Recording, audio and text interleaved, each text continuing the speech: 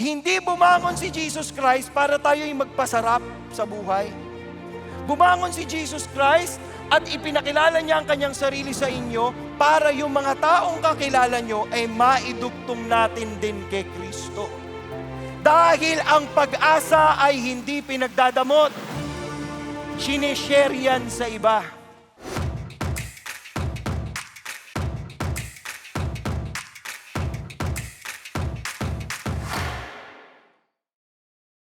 We are celebrating something today.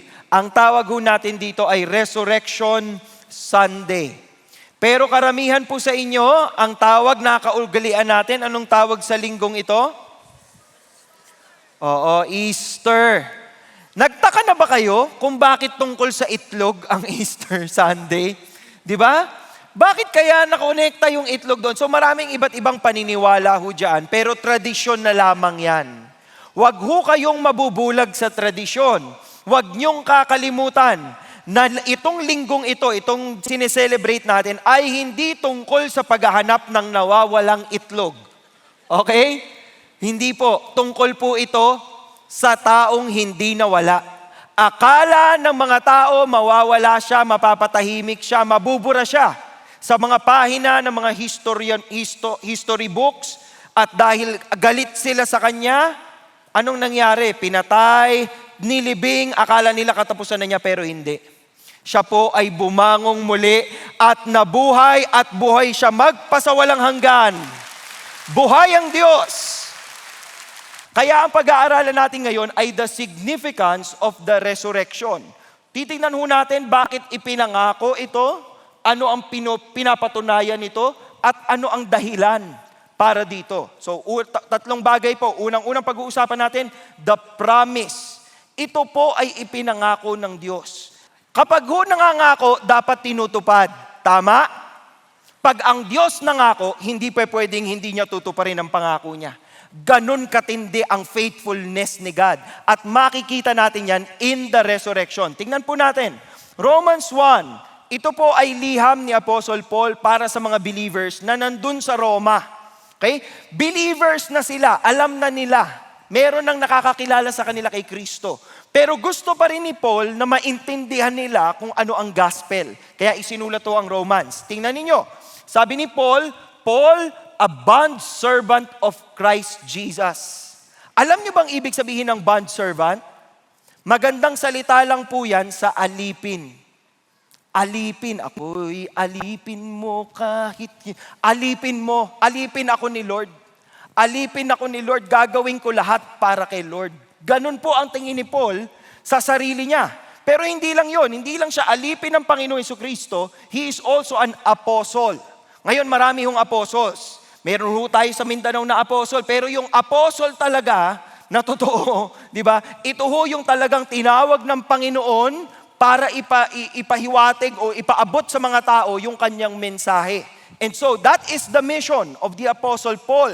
He is an apostle for the gospel of God. Bibit-bitin niya yung gospel of God. Ano ngayon yung gospel?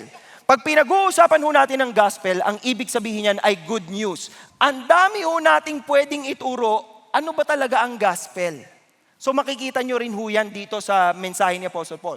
Which he promised beforehand. Ipinangako na niya noon pa. Nauna nang ipinangako, ibig sabihin, kahit kayo bumuklat ng mga Biblia nyo ngayon, makikita nyo, through His prophets in the Holy Scriptures, na ipangako na yan. Ganun ho kahalaga ang resurrection. Hindi ho ito inimbento lang ng mga disciples ni Jesus. Planado po ito, nakasulat po ito, may mga prophecies about it. Pinangako, so tutuparin. Concerning His Son, ito ho si Jesus Christ, okay? Who was born of a descendant of David according to the flesh. Tingnan po ninyo, noong si David po ay kinausap ng Panginoon, okay? In 2 Samuel 7, 12 to 13, sabi niya, when your days are complete and you lie down with your fathers, ibig sabihin ho nun, pag namatay ka na, David, I will raise up your descendant after you, who will come forth from you, and I will establish His kingdom. So ibig sabihin, hindi mawawala ang kaharian sa iyo, David. He shall build a house for my name and I will establish the throne of His kingdom forever. Ngayon, magtataka kayo, bakit may forever? Bakit sinabi ng Diyos kay David na may forever? Na magiging hari ang lahi niya forever? Paano kung namatay sila lahat? So, ibig sabihin, meron sa lahi niya na hindi mamamatay. Your house and your kingdom shall endure before me forever. Your throne shall be established forever. My forever kay Lord. Yun ang nakikita natin. Ang relasyon natin sa Panginoon dahil sa Panginoong Jesucristo, forever. Yun ang napakasarap na balita. Di ba? Hawak niya tayo habang buhay. Makikita nyo sa Psalm 16 verse 10. Sinabi ho dito, you will not abandon my soul to Sheol. Makita nyo, maliit ho ito. Ibig sabihin, ang sinasabi niya ay yung sarili niyang kaluluwa. Pero yung susunod na linya po, nor will you allow your Holy One.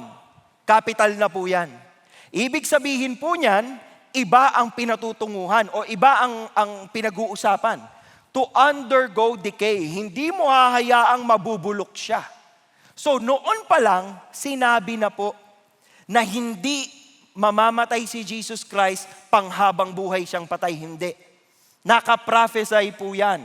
Kaya po sa 1 Corinthians 15, sabi ni Apostle Paul, now I make known to you, brethren, the gospel which I preach to you, which you also receive, in which you also stand, by which you are saved. Yung gospel po ang nagliligtas sa atin. Huwag ho kayong maniniwala na ang simbahan po ang magliligtas sa inyo o ang pastor ang magliligtas sa inyo. Wala ho silang kakayanan, wala ho silang kapasidad para magligtas ng tao. Sino ang magliligtas sa atin? Si Jesus Christ. Si Jesus Christ po, by which you are saved if you hold fast the word. Ibig sabihin ng hold fast, pag kumapit ka ng mahigpit doon sa itinuro ko, unless walang kwenta yung iyong paniniwala. Ano ba yon? I delivered to you as of first importance. Ibig sabihin itong pinaka-priority natin. Christ died for our sins according to the Scriptures. And that He was buried, and that He was raised on the third day according to the Scriptures. Sinabi na yan. And that He appeared to Cephas, or si Peter, no? Then to the 12. So merong mga testigo. Pag sinasabi sa Scripture, according to the Scriptures, ibig sabihin nun, matagal nang pinangako yan. Tinutupad lang ng Panginoong Jesucristo. Tingnan ninyo ang example natin, Isaiah 53. Crucial po ang Isaiah 53. Okay? Isaiah 53, sabi dito, surely our griefs He Himself bore. Ibig sabihin, binuhat niya yung ating mga kabigatan. And our sorrows He carried. Inangkin niya. Sino kayang pinag-uusapan dito? Yet we ourselves esteemed Him stricken, smitten of God, and afflicted. Mababa ang tingin natin sa Kanya. Yun ang sinasabi dito. Pero verse 5, He was pierced through for our transgression. Alam nyo ba, nung panahon na yan, hindi pa naiimbento ang crucifixion? Alam nyo bang wala pang nakaimbento na magpapatayin mo ang isang tao sa pagpako niya sa krus? Pero isinulat na ho dyan, He was pierced through for our transgressions. Hindi lang basta ipinako, pero ipinako siya para sa ating mga kasalanan or transgressions. He was crushed for our iniquities. The chastening of our well-being fell upon Him, and by His scourging, we are healed. Isaiah 53 po ito. Long time ago, bago pa ipinanganak si Jesus Christ, naisulat na. Verse 6, all of us like sheep have gone astray. Each of us has turned to his own way. Sino na dito naligaw sa buhay? Naligaw sa buhay, mga naligaw, nagkamali, bumiglang liko at naligaw ang buhay. Ayan, tayo yan. Each of us has turned to his own way, but the Lord has caused the iniquity of us all, tayong lahat, to fall on Him. Sino kayang pinag-uusapan dyan? Verse 9, His grave was assigned with wicked men, yet He was with a rich man in His death. Alam niyo ba kung saan inilibing si Jesus Christ? Hindi po siya inilibing sa mamahaling mga lugar. Pero dahil po nagmamadali sila, si Joseph of Arimathea, na talagang kilala po sa kanilang kultura, mayaman, may sariling ari-arian, pinahiram niya yung kanyang lupa. At doon po inilagay sa kuwebang yun, doon po inilagay si Jesus Christ. Because He had done no violence, nor was there any deceit in His mouth. Pero ano nangyari sa kanya? But the Lord was pleased. Biruin niyo yun, ginusto ng Diyos Ama, ginusto ng Panginoon, na durugin siya, put Him to grief, if He would render Himself as a guilt offering. Alam niyo po, sa kultura nila, para mabura ang kasalanan mo, meron kang papatayin. Kailangan dugo. Ang kabayaran po sa kasalanan ay dugo. Kaya ang kabantay ng kasalanan ay kamatayan. The wages of sin is death. Kaya lang, kung ikaw ay makasalanan, tapos ikaw ang nag-alay, di ba, huuso sa atin dito sa Pilipinas, nagpapapako po kapag mahal na araw. Hindi ka naman banal. Hindi ka naman malinis. Walang kwenta yung dugong idudugo mo. Hindi yun sapat na kabayaran. Siya po perpekto eh. Di ba? He will see his offspring, he will prolong his days, and the good pleasure of the Lord will prosper in his hand. Ang dami pong passages sa Bible na lahat po tinuturo si Jesus Christ. Kaya ako nagtataka tayo, meron pa ring mga taga-Israel na hindi sila maniwala. Ayaw nila maniwala na si Jesus Christ ang Panginoon. Tingnan nun ninyo mga propesiyang ito. Born in Bethlehem, born of a virgin, descendant of David, betrayed for 30 pieces of silver, crucified and pierced, divided his garments, buried in a rich man's tomb, at yung mismong resurrection. Meron huyang nakasulat sa Old Testament, pero nakita pong nagkatotoo dito sa New Testament. Pangalawa po, pruweba. Ang resurrection ay proof. Ito po ay pruweba na totoong siya nga ang Diyos. Dahil kung siya'y namatay, kaparehas lang po siya ni Buddha. Kaparehas lang po siya ni Muhammad. Kaparehas lang po siya ng mga taong dinadasalan natin na patay na, matagal ng patay. Pero siya ho ay nabuhay. Patunay na siya ang Diyos. Tingnan ho natin. Meron po ba talagang pwedeng mabuhay kahit namatay na? Si Jesus Christ lang po ang namatay at willfully binigay ang kanyang sarili at siya rin ang bumuhay sa kanyang sarili. Tingnan nyo, sinabi sa John 10:18, no one has taken it away from me. Walang numakaw or kumuha ng buhay ko. I lay it down on my own initiative. I have authority to lay it down. Ako ang boss ng buhay ko. Pwede kong ibigay ito, ialay ito, mawawala ito. Tapos, I have authority to take it up again. This commandment I received from my Father. Ganong katindi. Kaya ho sinabi ni Paul sa verse 4, declared the Son of God with power by the resurrection from the dead. Pinatutunayan, pruweba po ng pagka-Diyos ng Panginoong Jesucristo na siya'y bumangon mula sa kanyang kamatayan. Pero hindi lang po sa pagbangon niya mula sa hukay. Pati rin po yung pagbabago ng buhay ng mga taong naniwala sa Kanya. Sabi ni Paul sa 1 Corinthians 15 verse 6, after that, He appeared to more than 500 brethren at one time, most of whom remain until now. Alam niyo po, ang 1 Corinthians po ay isinulat mga 20 to 25 years. No, basta less than 30 years after the resurrection of Jesus. So ang sinasabi po ni Apostle Paul, pwede kayong pumunta sa Jerusalem at makipag-usap sa mga taong buhay pa hanggang ngayon. Nung time na yon, pwede nyo silang puntahan, tapos tanungin sila, nakita mo ba bumangon si Jesus? Oo, nakita ko. May mga sasagot na ganun. And then He appeared to James. Ito po si James, kapatid ni Jesus Christ. And last of all, as to one untimely born, He appeared to me also. Nagpakita rin ng Panginoon kay Apostle Paul. Alam nyo kung ano ang nabago sa buhay ni Apostle Paul nung na-encounter niya si Jesus? Importante pong malaman nyo ito kasi kung ayaw nyo maniwala kay Jesus Christ, hindi kayo sumusuko sa Kanya, gusto nyo kayo lang ang boss ng buhay nyo, kayo lang ang nasusunod, ganyan. Kapag na-encounter nyo si Jesus, makikita ninyo, hindi pa pwedeng ako. Hindi ako Diyos, hindi ako Lord, hindi ako boss. Siya ang tunay na boss. Ganun ho ang nangyari kay Apostle Paul. Tingnan natin. Acts 22 verse 3. Habang ho siya'y pinagtatanggol niya yung kanyang sarili. Ito ho ang kanyang kwento. I am a Jew, born in Tarsus of Cilicia, but brought up in this city. Anong ibig sabihin yan? Hudyo talaga siya. Ang dugo niya ay Hudyo. Kaya nga po ang pangalan ni Paul ay Saul. Dahil he is from the tribe of Benjamin. Kung saan po galing din ang first king of Israel, si King Saul. Okay? Jew, talagang Hudyong-Hudyo siya. But brought up in this city, educated under Gamaliel. Parang nag-aral ako sa UP, nag-aral ako sa Harvard. Ito ang school ko.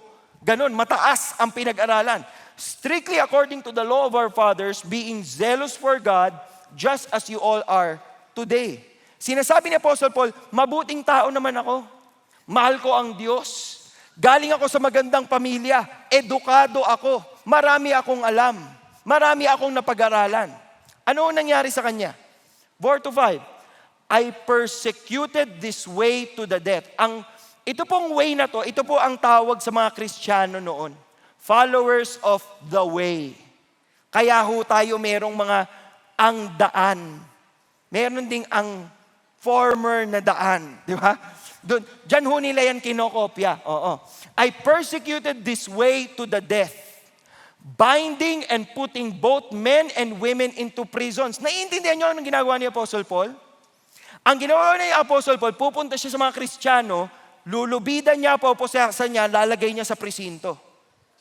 Ikaw nagnakaw ka ng flood control, papakulong kita.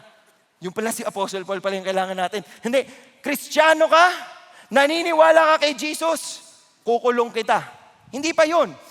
As also to the high priest and all the council of the elders can testify, from them I received the letters of the brethren. So meron siyang nakuha. Hawak niya ang letters. Kala nyo, hawak niya ang beat. Hawak niya ang letters of the brethren. Ibig sabihin, meron akong permit na pwede akong manghuli. Pwede akong magpakulong ng mga Kristiyano.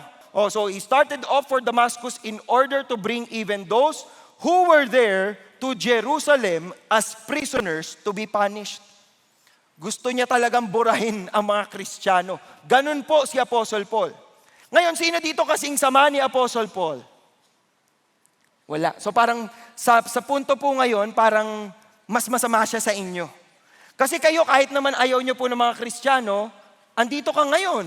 Di ba? Parang okay lang, fake lang to. Kinig-kinig lang, tulog-tulog lang, ganyan. Pero siya, ayaw niya talaga, gusto niya mamamatay silang lahat. O ano nangyari sa kanya?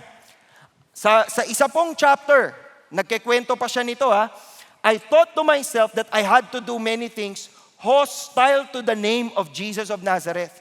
Sa sobrang passionate niya at sa sobrang ayaw niya ng mga Kristiyano, ang akala niya, ang misyon ng kanyang buhay ay pahirapan ang mga taong naniniwala kay Jesus of Nazareth. And this is just what I did in Jerusalem. Anong ginawa? Not only did I lock up many of the saints in prisons, marami po sa mga tagasunod ni Jesus Christ ay nakulong dahil kay Apostle Paul. Hindi nyo po mai-imagine yan kasi si Apostle Paul, ang dami niyang letters in the Bible. Halos yung buong New Testament nga po galing kay Apostle Paul. Siya mismo ang nagpapakulong sa kanila, having received authority from the chief priest. Yun nga, hawak niya ang authority ng chief priest. But also when they were being put to death, I cast my vote against them. Papunta siya ng Damascus, anong nangyari? May matinding liwanag na nagpakita sa kanya, tanghaling tapat, nabulag siya, tumumba siya. Tapos sabi sa kanya ng boses, Saul, Saul, why are you persecuting me? Bakit mo ako pina-persecute? Ano bang Tagalog ng persecute? Bakit mo ako kinakalaban? Bakit ganyan ang attitude mo? So, bulag na bulag po si Apostle Paul. Alam niya na hindi normal na taong kausap niya. Anong sagot niya? Who are you, Lord, Napalord siya eh. Kasi imposibleng tao to. Ang liwanag galing sa langit eh. Who are you, Lord? Ang tugon sa kanya, I am Jesus the Nazarene, whom you are persecuting. Isipin niyo, galit kayo sa followers ni Jesus. Inaatake niyo yung mga followers ni Jesus. Saan nagpakita sa inyo si Jesus? Sabi sa inyo, may problema ba tayo? Ano mararamdaman ninyo? Di ba? Ang sasabihin niyo, hindi, doon lang sa mga followers mo. Galit ako sa kanila. Matatakot ka eh. Ganon yung nangyari sa kanya. Sabi ni Apostle Paul kay Jesus, what shall I do? Dalawang tanong. Who are you, Lord? Pag alam mo kung sino ang Diyos sa buhay mo, ang susunod mong tatanungin, anong gagawin ko, Lord? Okay, Diyos ka. Okay, ikaw na ang may-ari ng lahat. Okay, sa'yo ang lahat ng ito. Anong gusto mong gawin ko? At yun ang tinanong ni Paul. What shall I do? And the Lord told him, get up and go into Damascus. There you will be told of all that has been appointed for you to do. So, talagang bumangon po, ginabayan si Apostle Paul kasi nabulag siya. Wala siyang makita. At pagdating po niya doon, may pinapunta si Lord sa kanya. Ang tao pong ito ay si Ananias.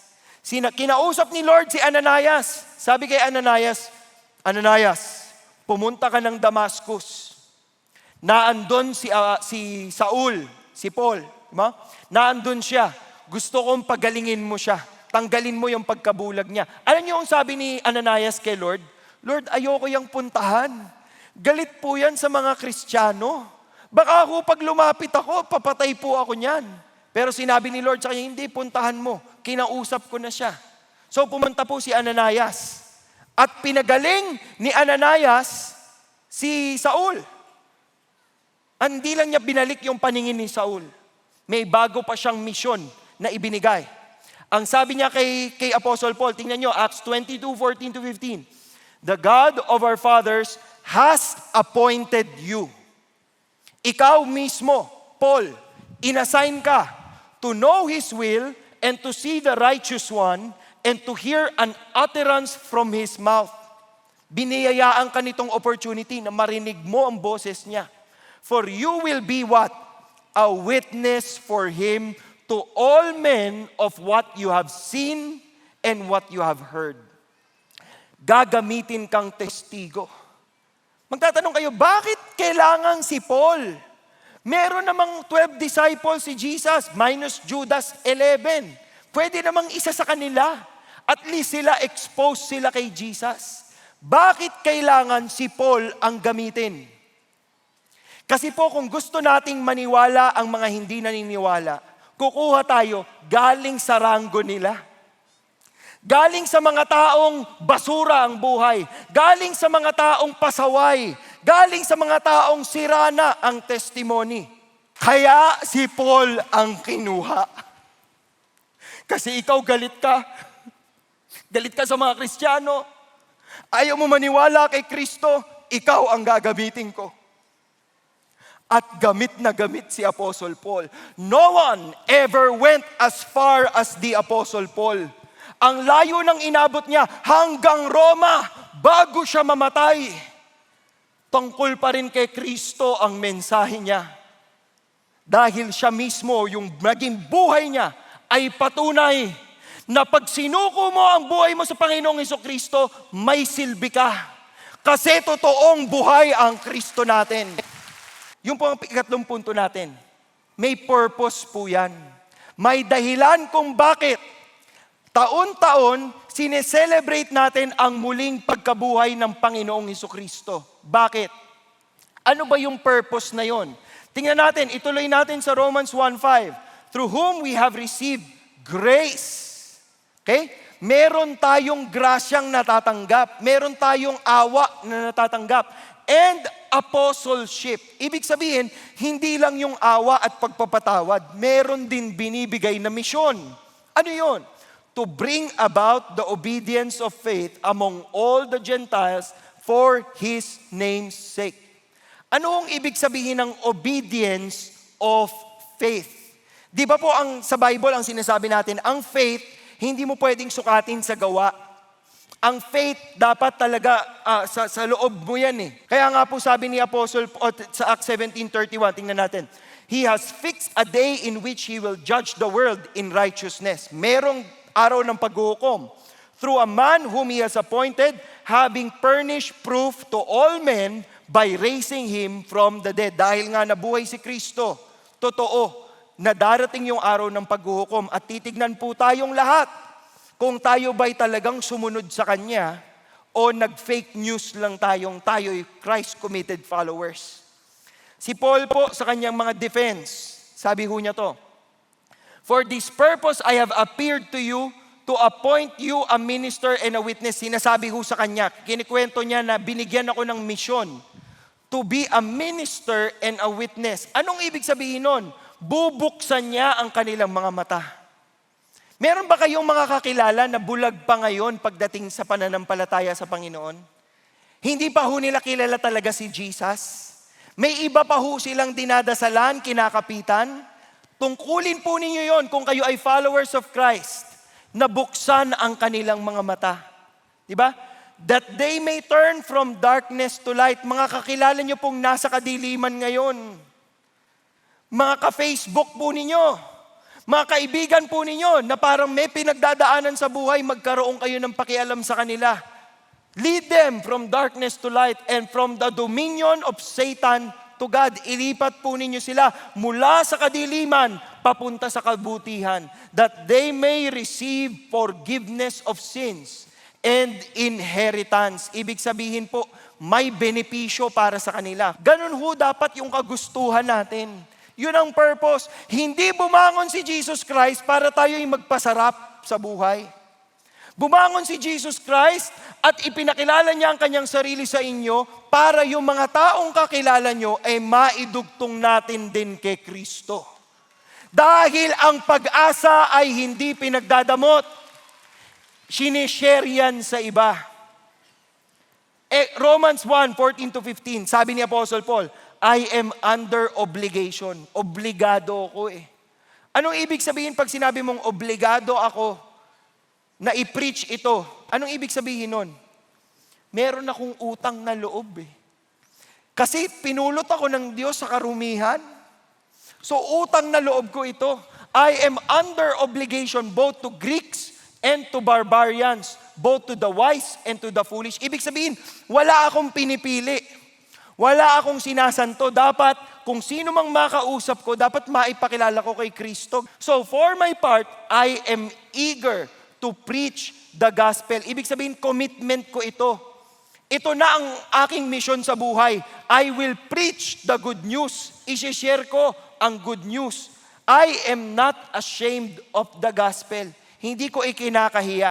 I am confident. I am not ashamed. Bakit? Bakit hindi tayo dapat mahiya? Because it is the power of God for salvation to everyone who believes. Kung may maniniwala po sa Panginoong Jesucristo, maliligtas yung kanilang buhay. To the Jew first and also to the Greek, for in it the righteousness of God is revealed from faith to faith. Ano ibig sabihin from faith to faith? Nag-grow po ang ating pananampalataya. Kaya nga si Apostle Paul nung hinarap niya si King Agrippa, itong sinabi niya, I did not prove disobedient to the heavenly vision, but kept declaring, walang pumigil sa akin, walang makakapigil sa akin, both to those of Damascus, also at Jerusalem, throughout the Judea, and even to the Gentiles. Bakit? Anong gusto niyang sabihin? They should repent and turn to God, performing deeds appropriate to repentance. Gusto niya pong makitang magbagong buhay itong mga taong ito. Meron ba kayong mga kakilala na gusto niyong magbagong buhay rin? O baka kayo mismo? Baka kailangang may magbago sa inyong buhay. Huwag kayong manatili sa old life. Kasi namatay si Kristo para sa inyo. Tinubos na tayo mula sa ating mga kasalanan. Mabuhay tayo sa ating bagong buhay kasama siya. How powerful is your God? How big is your problem today? Walang kahit anong problemang makakatapat sa tapat nating Panginoon.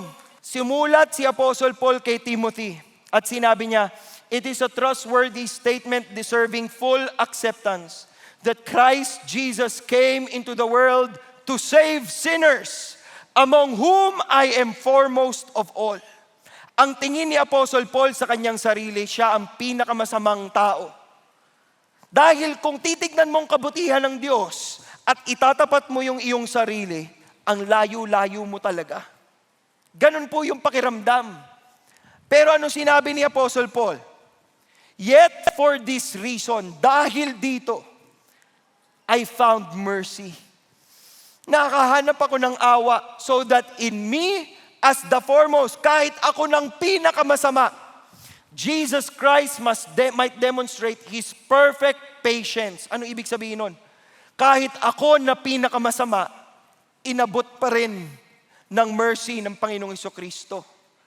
Alam niyo yung encounter na yun, kahit ang sirang-sira na yung buhay mo, para malaman mong namatay si Kristo para tubusin ka, para hindi ka mapunta sa impyerno, para bigyan ka ng buhay na walang hanggan, at dito sa mundong ibabaw, ma-experience mo ang buhay na siksik, liglig, at umaapaw. Mahal na mahal ka ng Panginoon.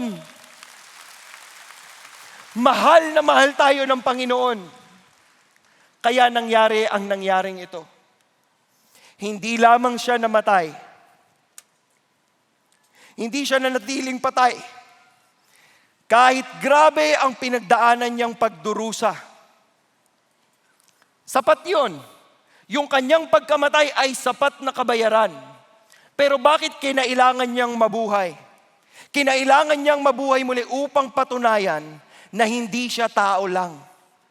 Dahil kung hindi siya nabuhay muli, kahit sino sa atin ngayon pwedeng magpapako at sabihin, "Oh, sagot ko na yung kasalanan mo." Diba? Hindi. Pinatunayan niyang Diyos siya. Kaya walang kalaban-laban ang kalaban. Sa sobrang bad trip nung kalaban, napunit po yung kurtinang humaharang sa Holy of Holies. Bakit? Dahil sa ginawa ng Panginoong Jesucristo, tayong mga makakasalanan, pwedeng lumapit sa Kanya, humingi ng grasya, at katatagpuin tayo ng awa at biyaya ng Panginoong Jesus. Wag na wag po ninyong sasayangin ang linggong ito. Pwedeng kayo ay lagi nang pumupunta sa CCF. Pwedeng kayo po ay naimbita para jumoin sa aming Resurrection Sunday. Pero ako naniniwala na lahat ng taong nandito ngayon ay dinala ng Diyos dahil gusto niya kayong katagpuin ngayong araw na ito. Yung iba ho sa inyo, nag-iisip, mapapatawad pa kaya ako? Hindi ko masabi sa ibang tao yung kasalanan ko, ang dumi-dumi ko. Dahil sa ginawa ng Panginoong Jesucristo, sinasabi ko sa iyo, lalabas ka ditong malinis, walang bahid ng dumi. Dahil kinuha ng Panginoon ang pwesto mo. Tinubos ka niya. At nabuhay siyang muli para patunayan, meron ka pang second chance, third chance, fourth chance, fifth chance. Ako nga ho hanggang 7 beses. Ganyang kabuti ang ating Panginoon. Kaya ngayong araw na to at araw-araw ng ating buhay, wala tayong ibang worshipin, wala tayong ibang bibigyan ng glory, ng honor, ng praise, kundi siya na namatay para sa ating mga kasalanan at nabuhay muli para ipakita sa atin, hindi pa tapos ang storya ng buhay mo. Tayong lahat ay pumikit at yumuko. Kung ito ang unang beses na naririnig mo ang pagmamahal ng Panginoon para sa iyo, at gusto mong magbago ang iyong buhay, gusto mong makamove on, gusto mong makabangon, gusto mong magbago, sinasabi ko sa iyo, kailangan mong tumingin kay Kristo. Kung kinakausap ka ngayon ng Panginoon at kumakatok siya sa puso mo at sinasabi niya sa iyo, "Anak, ngayong araw na to, gusto kong malaman mo na mahal kita at inalay ko ang buhay ko para sa iyo. Gusto kong ipagkatiwala mo ang buhay mo sa akin." Kung si Jesus nakikipag-usap sa iyo ngayon, first time in your life, ngayon pa lang, naiisip mo na, Lord, gusto ko pong magbago. Pwede mo bang itaas ang iyong kamay? Huwag ka nang tumingin sa paligid. Taas mo lang yung kamay. Sabihin mo, Lord, gusto kong magbago. Lord, gusto kong sumuko sa iyo. Sige po, nakikita ko yung mga kamay na yan. Itaas nyo po. Sa mga taong nagtataas ng kanilang kamay ngayon, sabihin nyo to. Sabihin nyo, Lord, gusto kong humingi ng tawad. Napakarami kong maling ginawa sa aking buhay. Lord, ligaw na ligaw ako ngayon. Humihingi ako ng tawad. Linisin mo ako, Panginoon. At ngayong araw na to, sa araw ng inaalala namin ang iyong pagkabuhay, Panginoong Jesucristo, kinikilala kita ngayon bilang aking Diyos at tagapagligtas. Pawiin mo ang aking buhay mula sa kadiliman. Dalhin mo ako sa iyong liwanag. Sa iyo, O Diyos, ang aking buhay. I want to live for you. Help me to live for you in Jesus' name. Maaari nyo nang ibaba inyong mga kamay. Sa ating lahat dito, matagal nyo nang kilala ang Panginoon. Pero hindi pa kayo nag-share tungkol kay Jesus Christ. Kung binago talaga ng Panginoon ang buhay nyo, ibahagi mo sa iba. Ibahagi mo sa iba ang pag-asang meron ka ngayon. And if you want to do that, I want you to stand and commit. Sa pagtayo mo, sinasabi mo, Lord, kahit nahihiya ako, gusto ko mas maraming tao makakilala sa iyo. Lord, kahit mahihain tao ako, Lord, kahit marami akong pinagsisisihan sa buhay ko, baka walang maniwala sa akin, pero ngayon, Panginoon, magko-commit ako. Ibabahagi ko ang liwanag mo para mas marami pang tao ang maging kaisa sa iyo. We as a church, Lord Jesus, we commit to be salt and light to the world. Will you empower all of us? Sa aming mga tumayo at maging yung mga nakaupo, Lord God,